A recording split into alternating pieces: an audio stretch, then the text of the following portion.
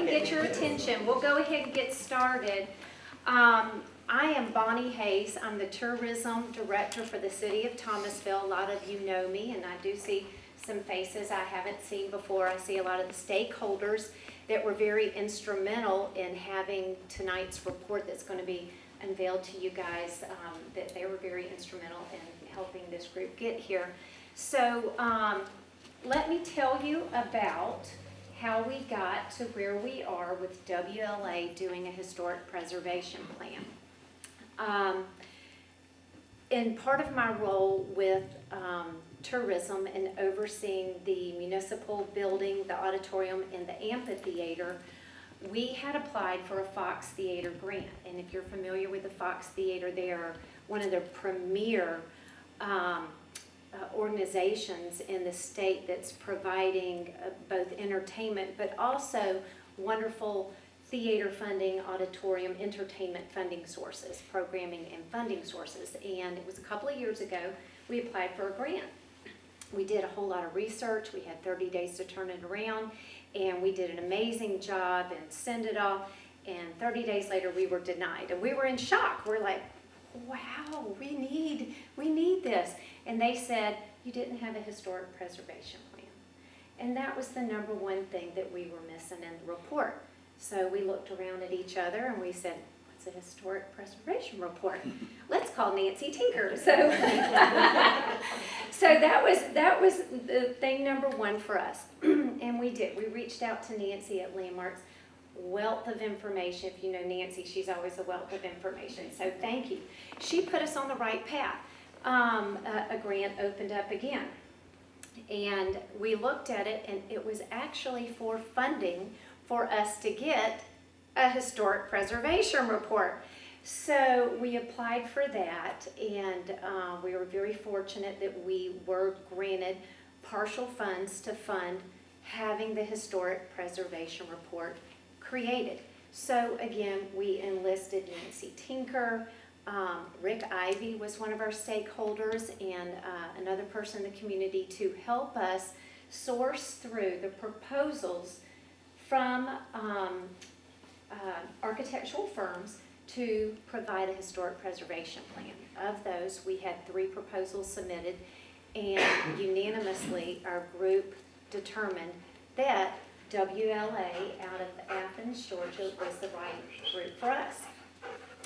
So with that, we then enlisted Nancy's help again. We started communication with them, and we told them what we were trying to do with the budgeted money that we had available, but also we had a very short timeline. We needed to have the project done more or less in 6 months. And by the time that we had selected them, I think we were down to basically 5 months. Wasn't very long. Seemed like 2 weeks. And so, as we say in the South, bless their hearts, they took the project on knowing how fast that we needed to turn this around. And in speaking with WLA, they said typically this takes about a year. There's a lot of information to sift through, and for them to come up with a full report that they felt very comfortable with, and then providing an opportunity to give feedback back to the community, they were really going to be rushing it. But I want to say, after being with them several days here in the building, they didn't rush anything. It might have looked rushed, but they have been in every nook and cranny with headlights on, with flashlights. They have been high, they have been low. They have seen things that mere mortals should never see. And then come back and do it again. And that was really interesting. So basically, in short, what they are here to do tonight is to tell you about some of their findings in the report. One of the things that you can see, and we have 2 hard copies back there, but one of the things that you can see is that they were able to work with local organizations such as Landmarks, the History Center, even our own building inspection, the fire department, just several different organizations to gather the history and photos and information. So we do have all the history in one place.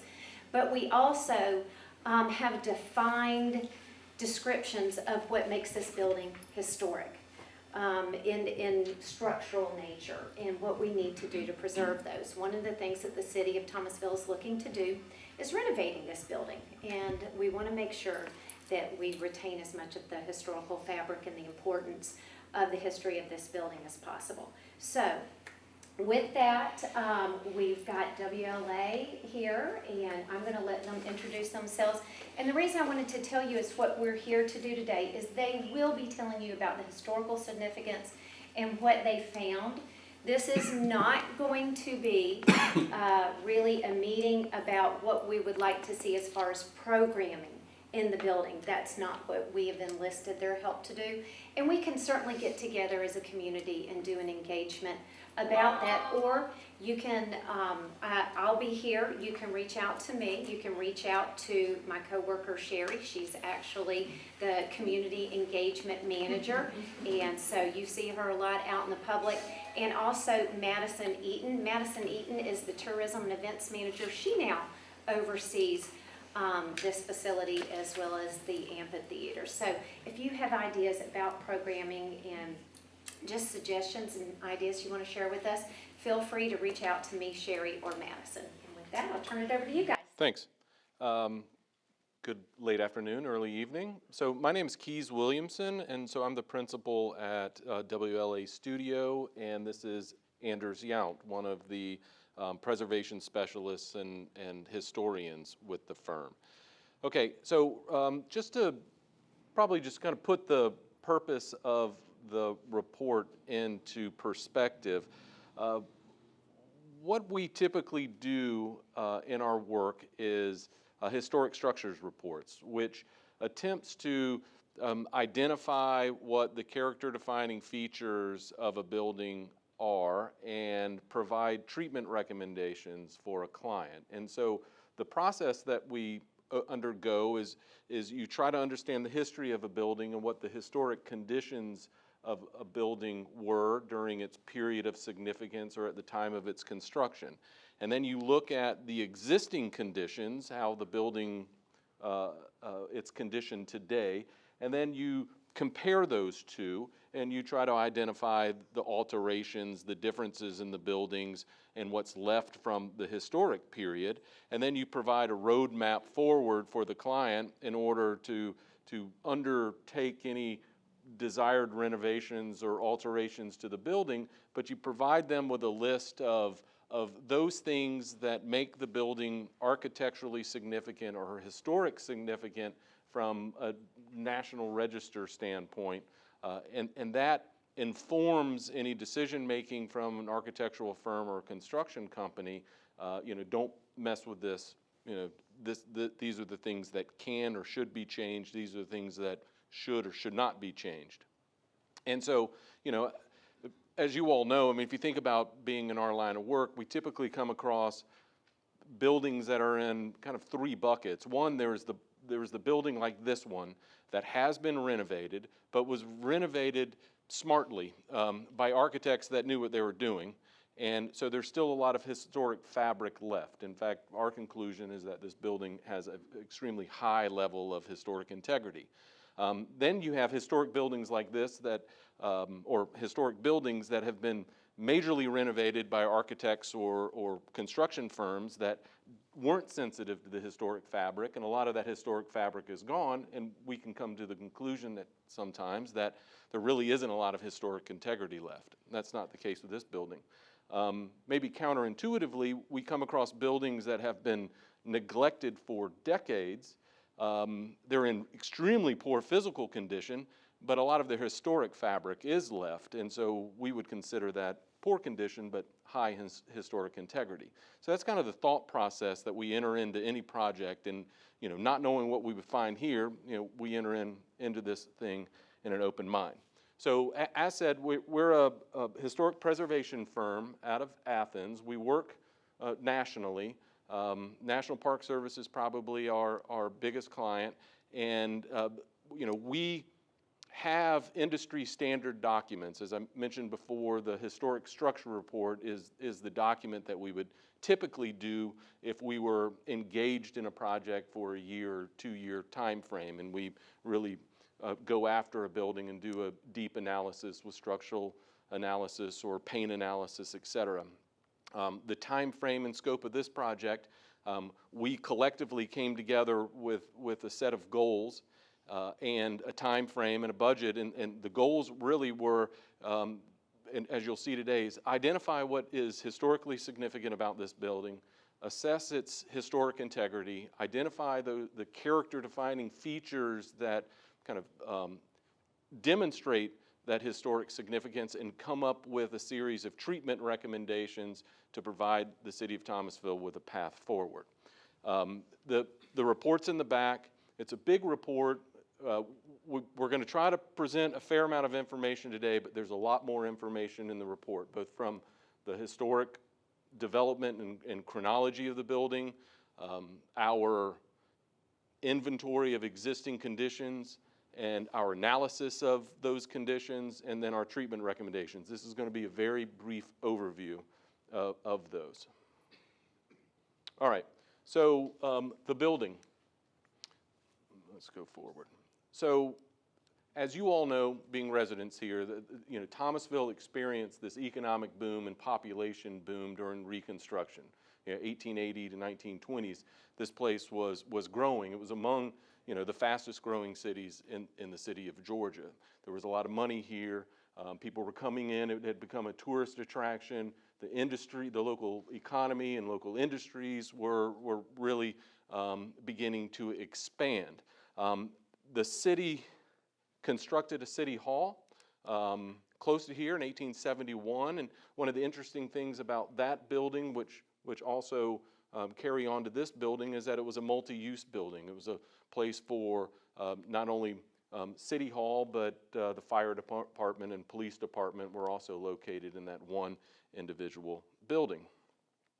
And then in the middle of the Depression, because they had begun to outgrow old City Hall, the city leaders began to consider the construction of another major municipal building.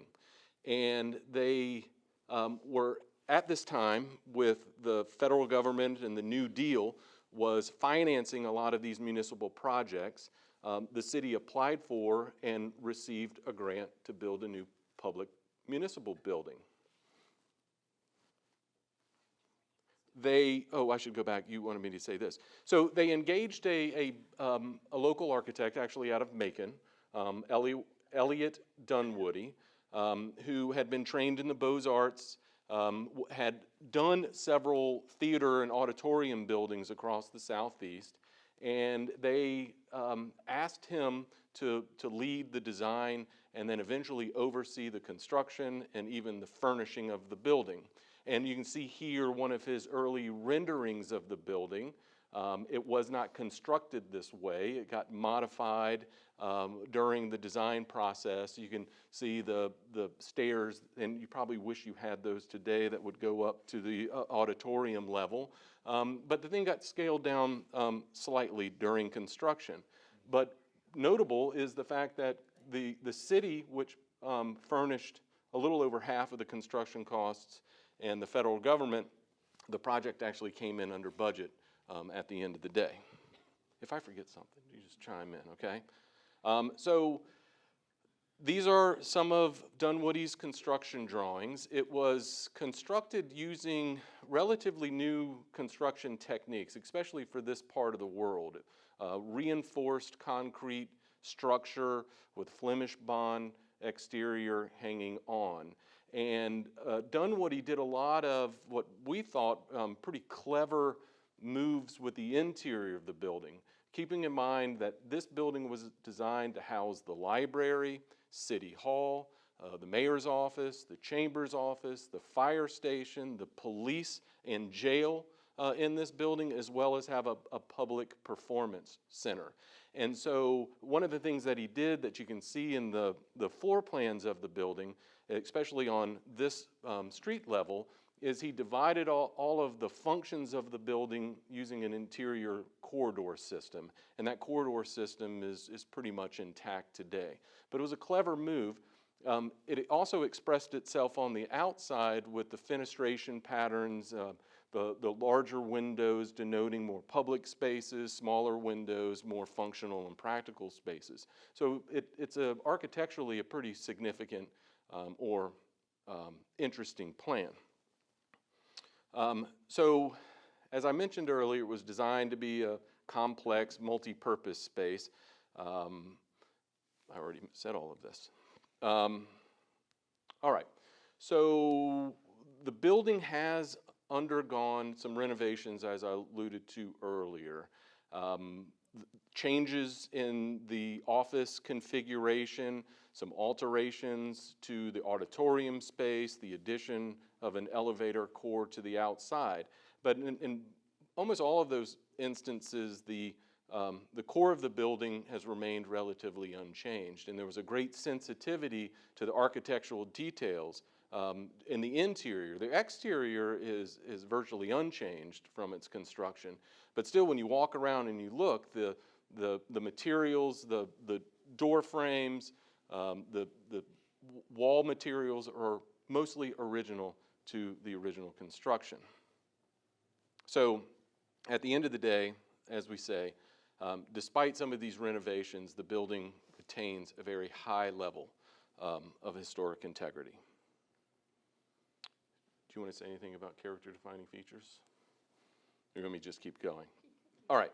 So now we've understood the history, and we've concluded that the building is a great reflection of this very unique period of construction related to the New Deal.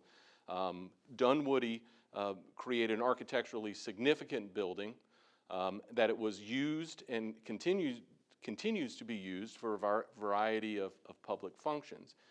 The building is currently listed on the National Register of Historic Places as a contributing resource to a district. It is probably eligible as individual listing. It's that good of a building.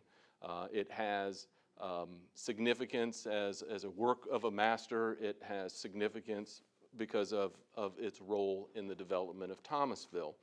And so the next part of our process was to attempt to understand and identify what we felt like were the character-defining features, the features that, assuming the building was individually listed on the National Register, what were the things that you really needed to preserve or really kind of captured the significance of the structure.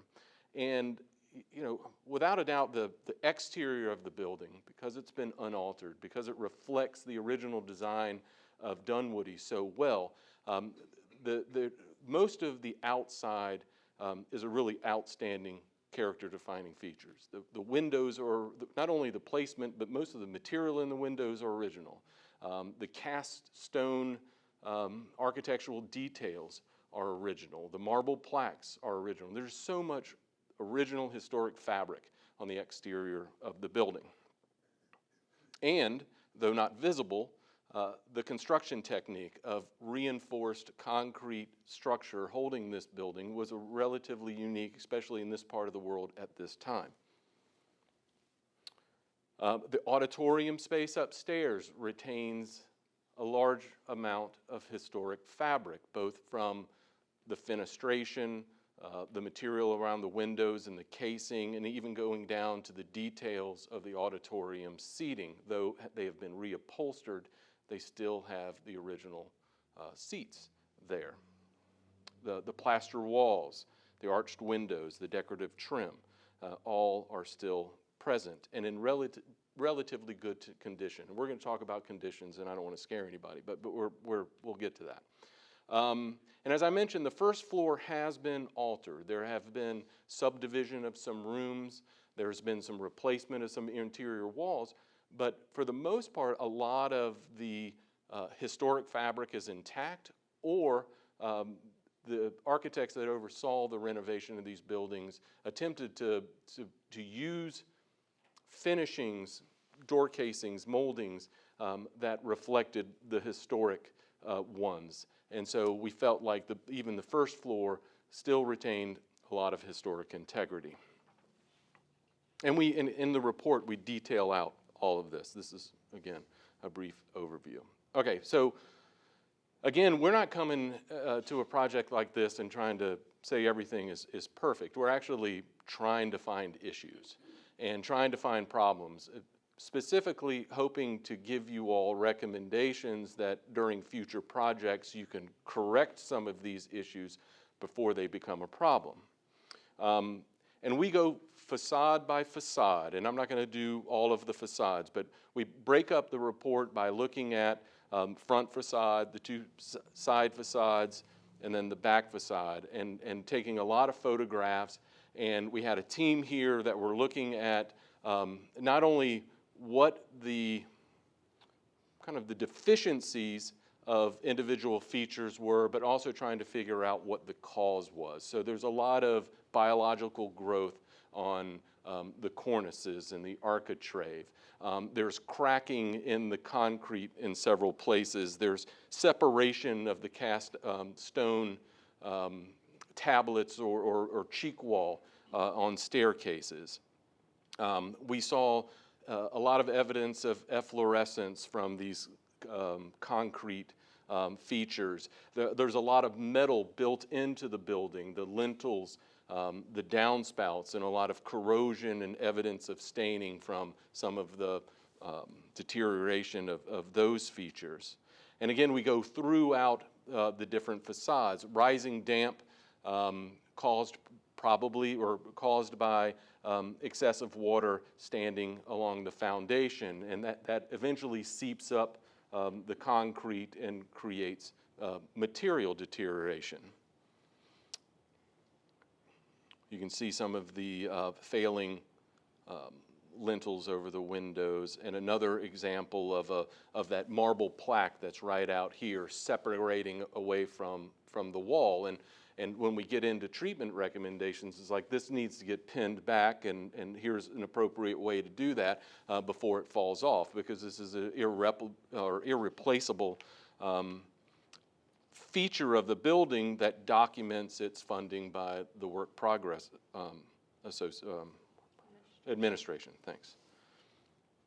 And one of the things that we found is that a lot of these issues are relatively superficial, and they're all, for the most part, a lot of them are caused by the same source, and that's water infiltration or excessive moisture on these features that are unable to dry.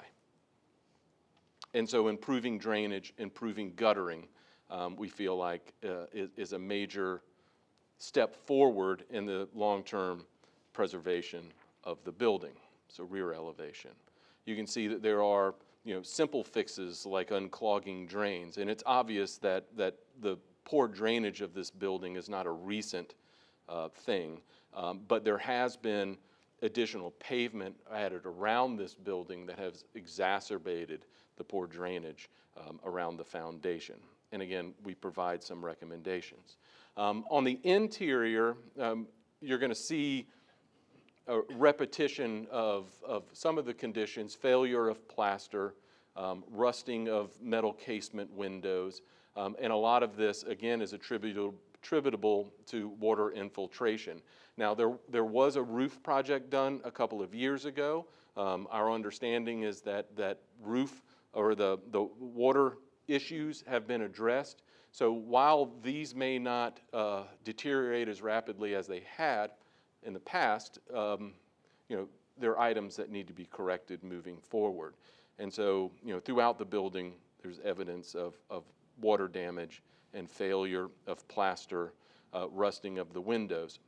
On the lower left here, one of the more significant material changes was the spray-on acoustic ceiling material.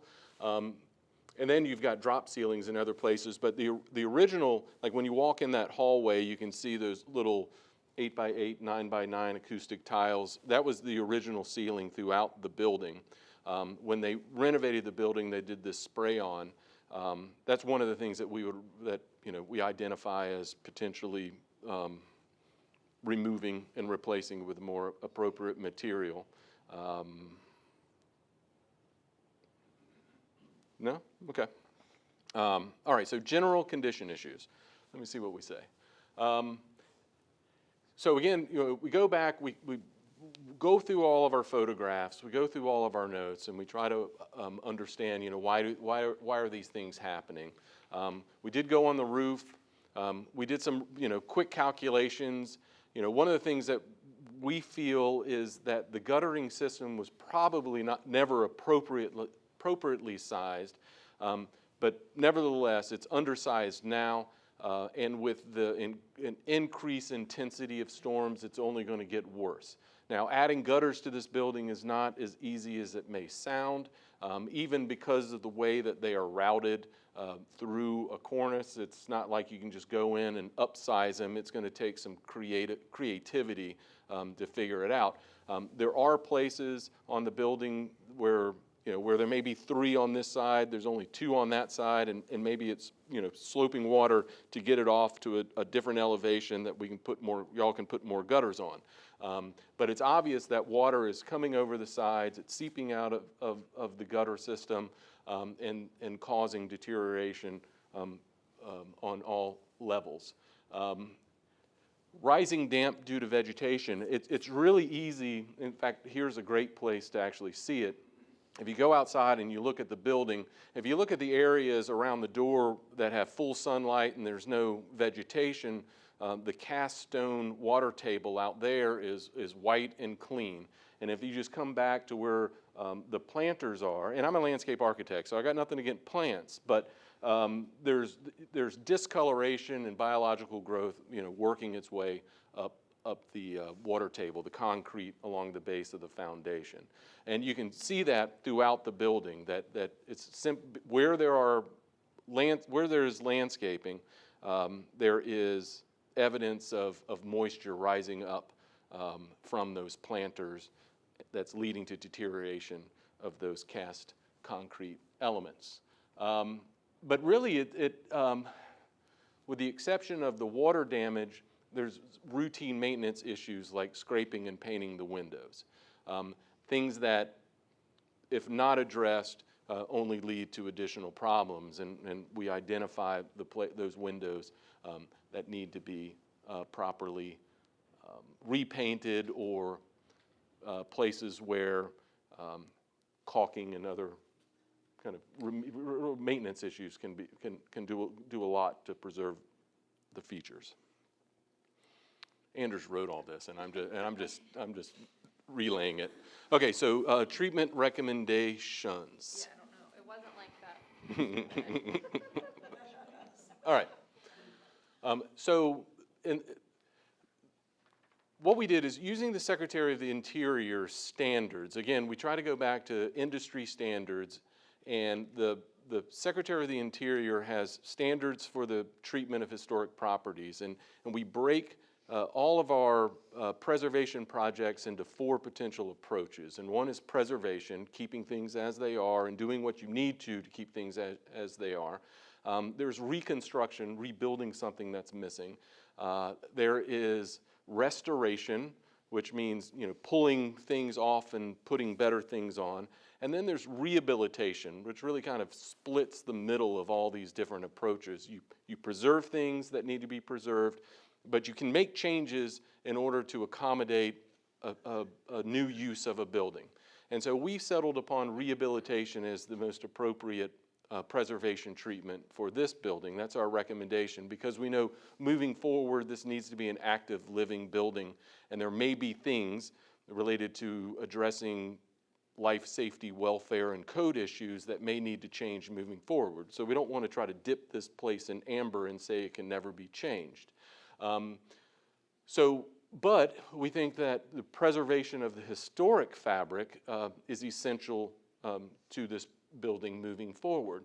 And so we came up with a series of kind of top considerations moving forward, and that's addressing water, both water infiltration, which has been partially addressed by the roof, but the other things that I've mentioned, and there are others in the report, addressing the deterioration of the exterior stone elements, and again, the cause of that most likely is water, but cleaning and protecting architectural features.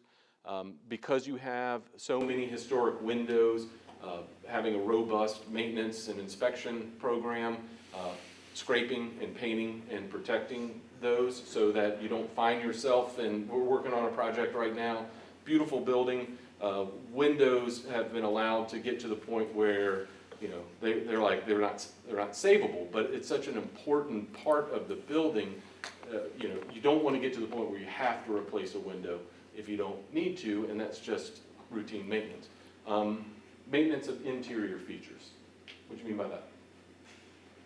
Preserving the aspects of the auditorium that are still intact, preserving the interior corridor system, I think is really important because that is an intact part of the architect's original design. Addressing the spray-on acoustic treatment, I know that might be a very difficult task, but it is probably going to be an important one long-term. Those sorts of things. I mean, okay. And then since we have code inspector here, we do have, basically we stopped short of treading on your territory because we were not going to do a full code review of this building. But we do make that recommendation. In order to, you know, moving forward, you know, our team included people who really are knowledgeable about code. But, you know, there's liability issues about getting too deep in that sort of thing. But he, you know, like he would say, there's not sufficient ingress and egress to this auditorium space. And he recommended working with the state fire marshal in order to identify any code issues that might relate to any future use of this building, and recognizing that the state fire marshal is actually very adept and used to working with historic buildings. And so it's not a bad thing, it's a good thing, because he will help identify ways to, you know, meet code and continue to use this building as you want to into the future. So that was a quick overview. We are available to take questions. 30 minutes. Thank you for getting us involved. And thank you all for coming tonight. But we're not going anywhere. Yes, sir? Could that report be put online? It's your report now. So, right now, the size of the document, we're going through it, and there's a wealth of information in there, and we are just determining what's the best route to go with that. And I'm not sure which portions of it will be available, but it will, yeah, it will likely be available in part or all. But if you want to check back with me, I'll be sure to let you know. We're going to have to redact the important parts. It is very exhaustive, and I invite everybody, please definitely come look through it.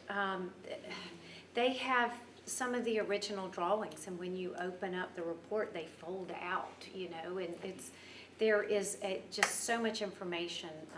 Trying to make it available and condense it and make it digestible would be. It's big file size. Yeah. Yes, sir. All right, first one.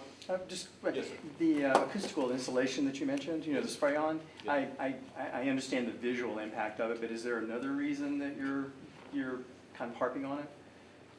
It's just not an appropriate material Okay. choice for the space. Okay. Especially since we know what was there. Yeah, if you Right. actually get up above and go onto the catwalk, you can see the original plaster molding that was there. It was a flat roof originally, covered they in the dropped it. Celotex ceiling tiles. Right. It wouldn't have been our recommendation to use that material. I'm coming back to you. Yes, ma'am. Well, I'm old enough to remember when the auditorium was acoustically excellent, and our organization presented over 200 concerts here, and we never had to use a microphone. I was told that the spray-on was because the tile was discolored. But the tile was so effective until, I don't know if there's a way to get the foam off of the tile. Well, it's actually a drop Strangling. sealant, so Yeah. the foam is not actually sprayed onto that Oh, tile. And I don't know, and we were able to track, they were able to track down the actual manufacturer of that tile. And I don't know if they're still around or not, I but don't know, but it would be, I think, easy to find a visually compatible material to use instead. And that whole acoustic science is Yeah, beyond very me, but there are complicated. people that's what they do for a living, Well, is that figure did- out acoustics. That did come up at the stakeholders meeting. There was a general belief that the installation of that ceiling hurt the overall sound quality in the space, so. Yes, sir. Water issues inside. Yep. Did this building originally have air conditioning in the 40s? I wouldn't think so. No.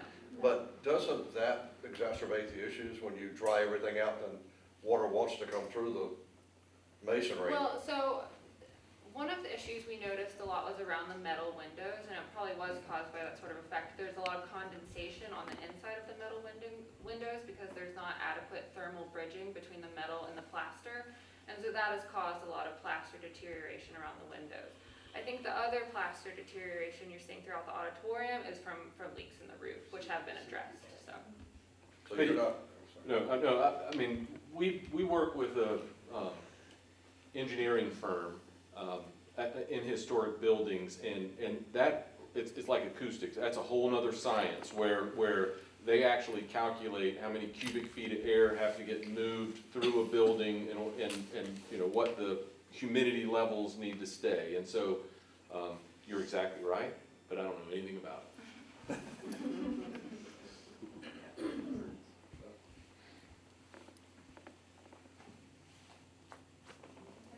Any other questions? While we have them here, so they're- while we have the That's right. experts here. Come on, Mark, you Check have to all have a the boxes. question.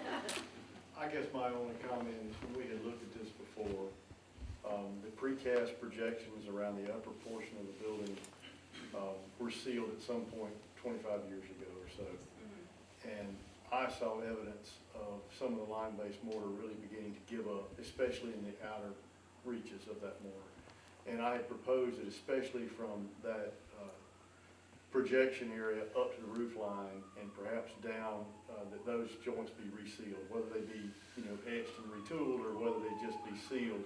Because I really feared that some of that, especially up in that area outside that third floor area, was from actual infiltration seeping through that multi-width wall. Yeah.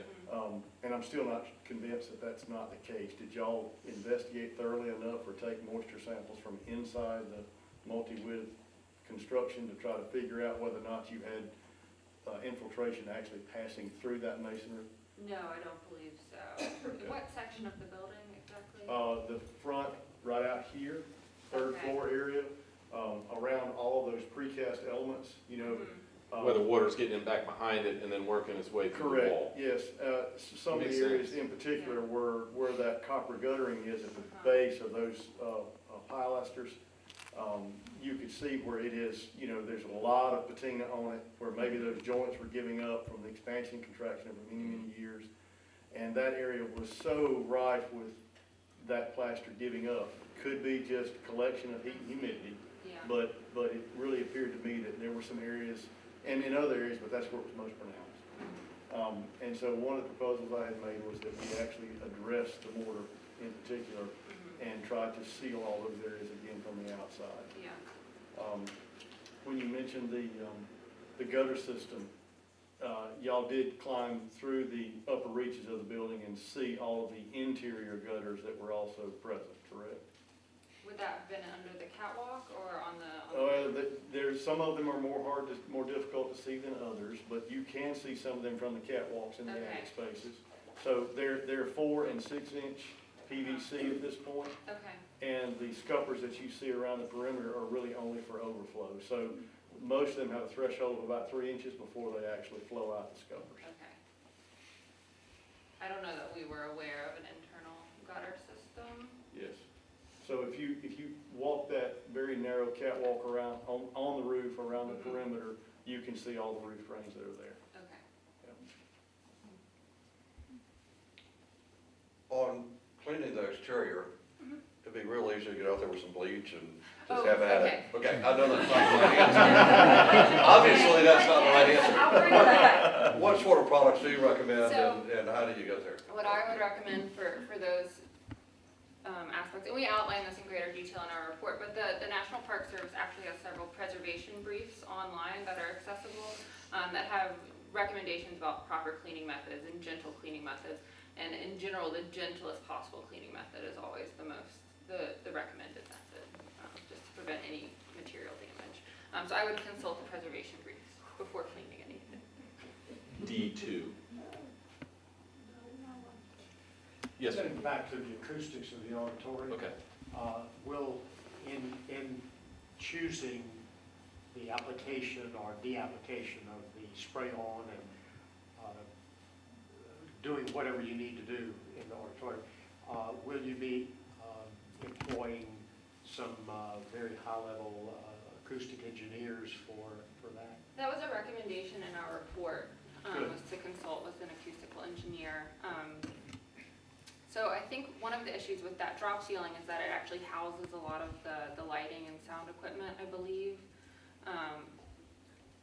So I don't know what sort of technical challenges removing that is going to pose, but that's definitely a recommendation in our report. Without is the to drop consult an ceiling, expert. though, before they put the drop ceiling in, you didn't need sound equipment Yeah. because the acoustics were impeccable. Yeah, I think what we do is we provide y'all with a series of recommendations, and then you know, from here, you all take it, engage an architect, hopefully one that is good as who previously worked on the building, and then you move forward. So, but that is one of our recommendations. Good.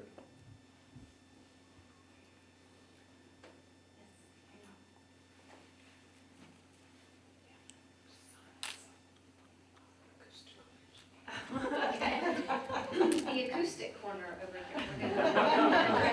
Any other questions? Anybody? What happens next? I mean, what are the next steps? So, I'm so glad you brought that up. The next step is to take the information that they have provided. And I do encourage everybody to, I have 2 hard copies right now. They are very extensive. There's a whole lot of information in there, but they were very thorough in their recommendations and areas of concern for the building.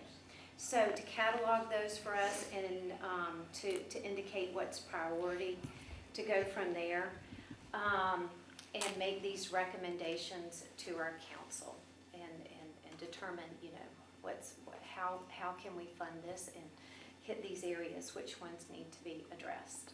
So, and one of the things that we're talking about the history of this building, so Peggy Rich was so sweet. She found the original, was this the original program? Well, A it's dedication? copy of the From the original. original, yeah. So we've got one back there, and then I made another one, but the original dedication of this building, I just thought this was absolutely fabulous. It was May the 5th of 1940 that they had a program.